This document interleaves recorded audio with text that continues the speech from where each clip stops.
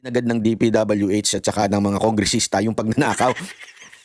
Di ba sabi nga ni Magalong, kung dati medyo may hiya-hiya pa, ngayon hindi na, talagang sagad na sa buto yung, yung winawalang niya. Literal na winawalang niya. Mismo ngang itong ating Pangulo, di ba? Nag-iingay-ingay pa ngayon na kesyo wala siyang nakikita. Sabi ko, pambihira talaga itong Pangulo natin. No? Di ba nagpunta siya sa isang lugar, wala daw siyang makita. Pambihira ka. Mantakin mo, bilang presidente, wala kang kaalam-alam na nangyayari yan sa ilalim mo. Anong klase kang presidente? Sabi nga nila di ba, sinasabi nila, dapat daw ngayon si Bunuan, yung sekretary ng DPWH, mag-resign na. Di ba? Kasi, totoo lang, dapat daw mag-resign na kasi nga, yung mga bata niya, yun yung may mga control ng ghost project. Tama naman din yun kasi command responsibility. Pero sa akin, ang dapat mag-resign yung presidente. Kasi mantakin mo, nangyari sa lahat ng term mo ito nang wala kang kaalam-alam at talagang sinasabi mo, walang niya na yung korupsyon. Kung sa ibang bansa ito, kahit pa paano may kahihiyang pa yung Pangulo. Di ba, totoo. Kung mangyari to sa ibang bansa, malamang nag-resign na yung presidente o yung prime minister dahil sa tindi ng nangyayaring korupsyon sa gobyerno. Again, we are not saying na may direct involvement ng presidente pagdating sa korupsyon. Oo, posible, hindi ko sinasabing oo, pero posibleng wala siyang alam, posibleng hindi siya nakikinabang, pero the mere fact na napabayaan mo, di ba? Yung ganyang at sana nga kung milyon lang. Alam mo yung pag milyon lang, maiintindihan mo pa eh. Parang, sige, nakalusot, milyon, di ba? 100 million. Kasi, eto tingnan nyo. Galit na galit sila doon sa confidential funds ni VP Sara Duterte na ilang milyon. Tama, mali. Wala pang 100 plus million lang ata yun or something eh. Galit na galit sila doon. Kesyo, quote-unquote, nawawala daw dahil sa confidential. Kasi kung yun yung confidential funds eh. So parang hindi daw alam kung saan ginamit. Di ba ganyan ka-plastic yung mga animal na mga kongresista natin. Eh, hindi namin alam. Dapat alaman natin. Dapat panagutin niya. Ulul, mga tarantado kayo. Eh kayo nga, di ba? Nag-aalat kayo sa distrito ninyo na mga mas malaki pa sa 1 million, 100 million kuno ni VP Sara Duterte. Kayo talagang ghost project dun sa nangyayari dun sa mga distrito ninyo. At hindi lang 100 million yan. 500 million, may 1 billion. Ganun katindi ho yung mga proyekto na yun na nawawala. Eh kung ako nga yan eh, di ba? O sabihin na natin, walang kinalaman si Romualdez at saka yung dating APRO na si Zaldico, walang kinalaman, di ba? Pero the mere fact na kayo ang may responsibility dyan, di sana nag-resign na lang kayo bilang speaker o kaya APRO, di ba? O yung committee ng appropriation, di ba? Di sana ayaw ko na yan. Maraming katiwalyang nangyari dyan sa baba. Hindi namin namalayan, hindi namin napigilan. Di ba?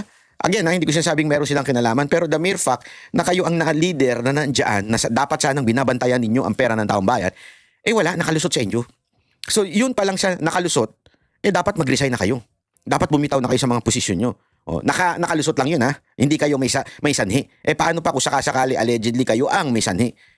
Hindi lang dapat resignation ng abutin ninyo, mga animal kayo. Kung hindi kayo may sanhi Again, I'm not saying kayo may sanhi.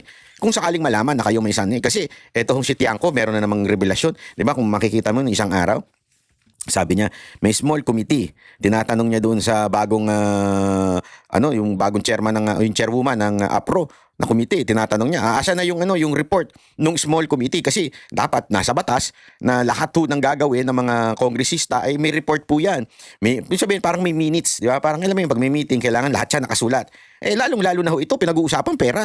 So dapat may minutes yan. Tinatanong ni Tiangco, walang maisagot yung APRO, di ba? Kaya so hindi ko pa panahon yan. Hindi yun Hindi yun ang punto doon Whether panahon mo o hindi mo panahon, ikaw na ngayon ang chair ng APRO. So dapat may record diyan. Kukunin mo yung record, ito yung record. Wala namang sinasabi si Tiangco na kasalanan mo. Ang sinasabi lang niya, asan yung record? Di ba? Pakinggan natin itong bagong interview ni Tiangco tungkol dito. Navotas Lone District Representative Toby Tiangco. Good morning po, Kong Toby. Yes, good morning, Ted. Apo, salamat po sa panahon. Ito si Chacha. Go, Good Chacha. morning po, Kong Toby.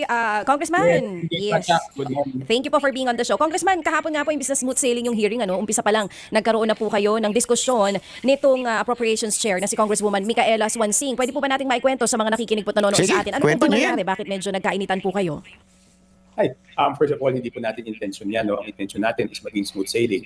Kaya nga, unang araw pa lang, ay hiningi ko na yung report ng small committee ng 2025 budget. Kasi di ba lahat po nakatuon doon sa BICAM, pero yung small committee, walang report yon. So yun yung unang pagkakataon na magkaroon ng insertion or amendments. Hindi naman lahat ng amendments ay masama. Pero gusto lang natin maging transparent yung amendments dahil alam naman ni Ted yan, bago ka makapagdagdag sa isang ahensya, dapat magbabawas ka sa isang ahensya. So yun lang naman gusto natin makita doon sa 2025 budget. Oo. And tuloy moving po. yun po. So hinihingi ko lang, Take note ha, hindi ho ito pro Duterte. Ito ay pro Marcos. Okay? Take note. Tuloy natin. and basta maliwanag po ngayon, we just have to move forward na wala talaga yung report, no? So ang kailangan natin ngayon is kailangan, sa tingin ko, yung liderato ng House, tawagan si Congressman Saldico kasi siya po ang chairman ng small committee at that time. 4 lang po sila noon. Siya yung chairman, senior vice chairman ng Committee on Appropriations, majority leader at minority leader. So since walang maibigay yung COMSEC na siya rin yung COMSEC dati, so siguro si Congressman Saldico lang ang magsabi kung anong nangyari, no? Yun lang naman ang intention natin, di ba? Kung sinabi lang sa atin na wala, then si Congressman Saldico lang yung dapat natin tanungin, di ba? Oo. Kasi siya lang hindi naman po pwedeng walang may alam nito. Ang naging sagot po kasi sa inyo dyan ni Appropriations Chair Micaela Swansing, ang sinasabi niya po, hindi niya nga daw po saklaw itong hinihingi ninyo na small committee kasi hindi pa siya ang chair noong 19th Congress. Pero may binanggit din po kayo nga, ito rin yung binabanggit nyo na rin ngayon, na kapag wala silang naibigay in 5 minutes kahapon, ibig sabihin, hindi nga ito nag-e-exist. Wala po ba si Kong Zaldi kahapon? Kayo po ba Nako. mismo hindi kayo nagtanong din sa kanya tungkol po dito Nako. sa hinihingi ninyo na report doon sa nangyaring small committee last Nasaan ka na? Congress? Okay, tama po kayo, no? Talagang hindi siya po ang chair noon, hindi siya member ng Committee on Appropriations. Kaya di ba nung sinabi niyang ang sabi ko, itanong lang sa committee secretariat kasi yung COMSEC namin, Oo nga, bakit nawawala si Saldico? Ba't hindi mahagila? Ba't hindi ma-interview? Hindi, sa dami-dami ng epal dyan sa kamera. Di ba? Sa dami-dami ng mga congressmen na meron nga ngayon, pinagtatanggol yung house Keso bakit daw sila sinisisi? Ang daming mga madadaldal na hinayupak dyan Ang daming bida-bida dyan. Na hindi ka naman dapat magsalita. Di ba? Bakit hindi naman ikaw yung sinisisi? Hindi naman ikaw yung pinupuna. Pero ikaw ang depensa ng depensa. Ano to? May bayad sa kakadepensa nyo? Hindi ako nagtatanong lang ako ha. Bakit kayo depensa ng depensa? Ang tinatanong dito, itong chairman ng APRO na si Saldico, dapat siya ang sumagot. Hindi, yun lang Dapat siya po ang sumagot sa mga katanungan na ito. Asa na yung transcript nung yung small committee na asa na yun, di ba? Bakit wala kang hindi ko maintindihan Ito. Ay napakagaling ng media. Hindi, isipin niyo napakagaling ng media. Bakit di nila matanong si Saldico? Ano to, hindi na pumapasok sa kamera? O hindi niyo nakikita? Hindi kasi hindi ko magets yun Si Saldico lang makakasagot nito. O siguro yung kanyang boss na si Speaker. Pero ni isang media walang nag-interview kay Saldico, ni isang media walang nag-interview kay Speaker tungkol sa mga ganitong issue. Bakit? Hindi, question lang sa mga media. Bakit? Kayo ba ay merong nakatapal sa mga mata ninyo at sa mga bibig ninyong bilyon-bilyon, milyon-milyon? Kaya hindi kayo makapag-interview? Ano ba talaga?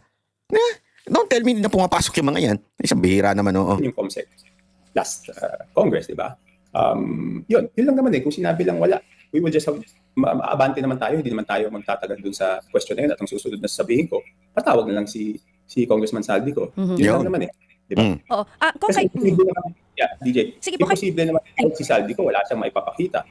Di ba? Paano nagkapalit-palit yung items doon sa budget? Kasi di ba alam naman ni Ted yan simula bukas, ang tatanong na namin sa mga ehensya, paano nyo ginastos yung mga pondong inilaan sa inyo nung isang taon. Di ba dapat naman bago namin itanong, alam din kung paano nabawasan at paano nadagdagan. Di ba nung tinanong nga, may unang nagtanong sa akin, tinanong si Secretary Ralph, bakit ganyan ang pondo? Di ba ang sagot lang niya is Congress ang makakasagot niyan, hindi naman kami kung paano nadagdagan at nabawasan. So ano yung mga standards that we want from the department should be the same standards that we are held accountable for. Di ba? So kayo po mismo, Congressman, sa opinion ninyo, dahil hindi pa rin nailalabas hanggang ngayon yung small committee report para sa 2025 budget, ang duda nyo po parang may itinatago, ganun po ba? I mean, ano pa bang iisipin natin, di ba? Ibig sabihin, tanungin lang si Saldi, ano ba? Paano ba nabawasan yung ibang departments? Paano ba silang nadagdagan? At bakit sila nabawasan? At bakit sila nadagdagan? Wala na ibang makakasagot niyan. sa ngayon, wala na ibang makakasagot niyan. Sino pa po makakasagot niyan? Di ba? Si Congressman Saldi ko lang makakasagot niyan. Wala nang iba. Congressman, tama po, kasama rin po kayo nung nagkaroon ng... Tanong natin, bakit hindi matanong ng media itong si Saldico? Saldico, where na you? Here na me.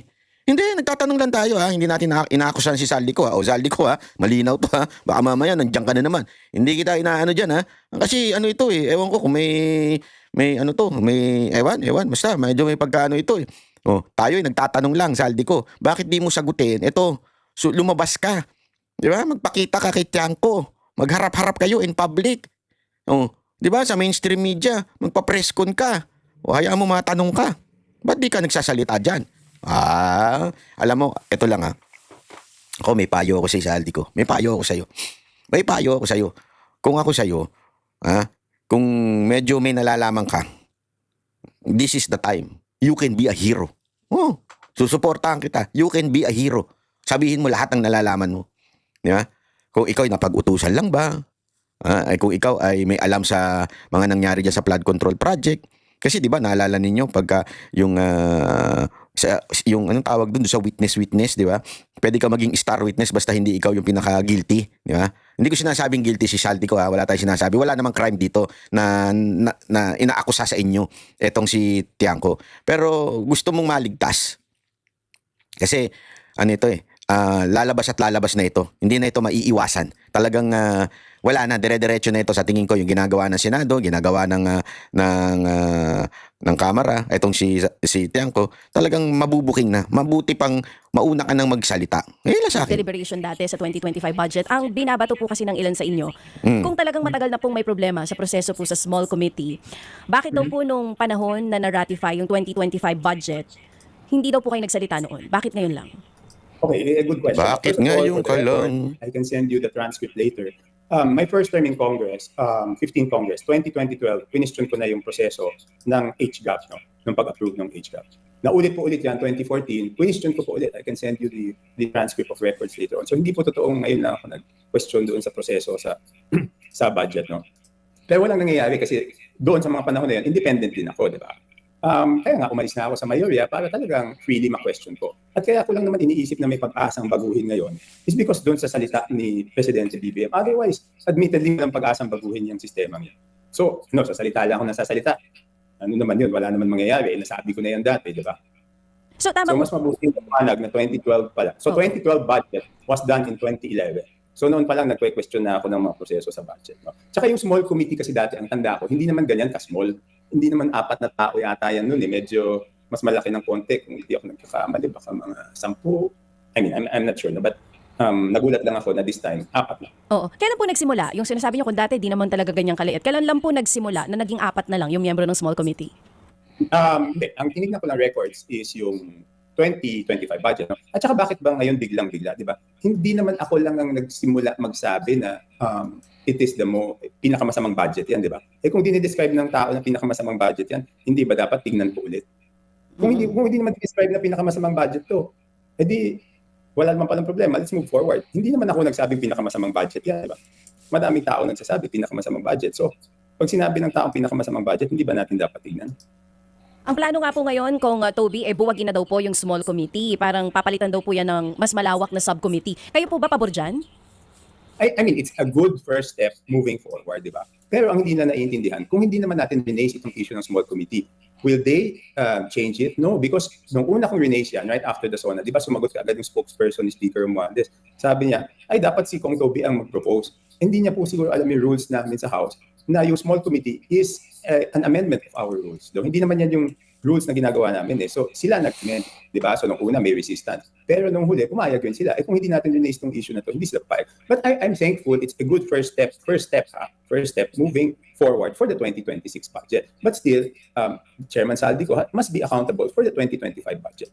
Ngayon, pag sinabi natin moving forward, okay, number 1, sinabi nila na mas malawak na. Number 2, tinanong ko kung anong proseso. At ito yung pinakamahalaga. Kasi yung small committee, ang nangyayari na sa small committee, mag-a-approve muna kami on second reading, tapos may kapangyarihan yung small committee na baguhin kung ano man yung in-approve namin on second reading. So isipin nyo, in-approve namin sa plenaryo, tapos sila may kapangyarihan na baguhin kahit ano yon. At ang masama, hindi walang report, di ba? Kung ano yung binago nila. Ngayon, pagdating dito naman sa subcommittee on budget amendments, ang commitment naman nila kahapon, which I think is maganda rin, is after ma-approve on second reading, wala nang babaguhin. Di ba kasi, alam naman ni Ted yan, naging congressman siya dati nga bantayan yan pag piniprint kasi Grabe, no? Alam mo, isang matindi dito. Nagde-deliberate pa sa House, nagde-deliberate sa Senate, tapos may BICAM, tapos lahat naman din yun, babaguhin lang ng small committee. Di ba? Ako hindi ko nga mag-gets alam natin na kaloko-loko yung budget. Di ba? Alam natin na may problema dyan dito sa flood control, kung saan-saan. Alam naman ni Marcos ito. Di ba? Alam naman ng mga senador ito. Sana, ito lang sana puntiryahin na natin. Sana puntiryahin na natin kung sino ba talaga may kasalanan. Dapat panagutin natin itong small committee na ito. Hindi pa pwedeng ganun-ganun na lang na, okay na. Ano na tayo?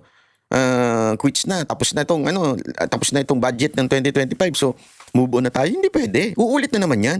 Dapat baguhin na talaga yung sistema ng small committee na yan pagdating sa budgetan. Kasi uulit na naman yan eh. Kaya tama itong idinidiinit ko.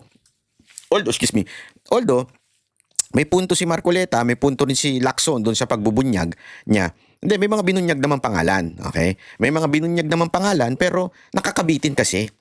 'Di ba? Para sa akin ito wala ko sinasabing mali ang ginawa nila Marcoleta. Maganda. Sa simula, maganda. Kay Lacson, maganda rin sa simula. Lahat yan napakaganda sa simula. Sinasabi lang natin na medyo nabitin tayo kasi para tayong nanonood ng TV series, 'di ba? Manonood ka ng TV series. Season 1 o kaya series na 1, 2, 3, di ba? Tapos biglang nag-stop. Mabibitin ka doon, di ba? Yun yung sinasabi natin, mabibitin ka. Kaya nga, meron tayong mga gustong mangyari at sinasabi natin dito sa mga senador na ito, uy, baka naman, pwede niyong puntiryahin na talaga yung kontrabida doon sa pelikula. Puntiryahin na natin, pangalanan na natin. Sino ba ang